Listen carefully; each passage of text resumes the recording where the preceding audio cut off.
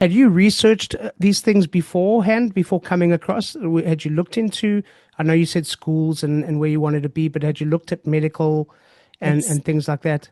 Yes. So we do like almost CIA level research before we move to a Well, new. you're used to it, right? You've We're been in used so to many it. places, you've got to look into these things, yeah. Yes, and so we've developed quite a good system quite a good process of doing this for each place that we move to. And like I mentioned, Portugal is my 10th country to move to. So by now I have it down to a science where I know exactly what I need to do. I know exactly I'm going to research, hospitals, doctors, schools, neighborhoods, everything. And so the other reason we are so thorough is that we don't have a lot of room for getting it wrong.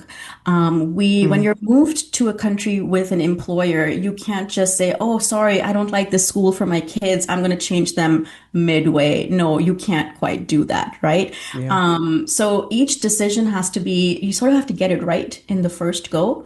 The company will only like help you and support you to relocate to one home, not to three different apartments or not to three different homes. So your home has to be spot on. The school has to be, really carefully researched and, selected. And the same was for the hospital. And I'm sure that, the hospital I chose was a really, really good one, and it was a private one. And I'd chosen it because, I was just moving to Portugal and I knew I needed a bit more support with the high risk pregnancy.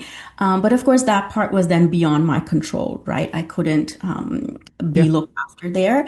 And so I just made my peace with it that, Yeah. people are making sure I am getting the best, care that I can possibly receive at this point. So you have to let go of it. And I think that's a good lesson for so many of us that you Yeah. can't control every part of your move, right? Things will happen and you have to choose where you, direct your energy, right? Not everything's Yeah. going to be smooth. Not everything is going to be perfect, but you do the best that you can and then trust in the process.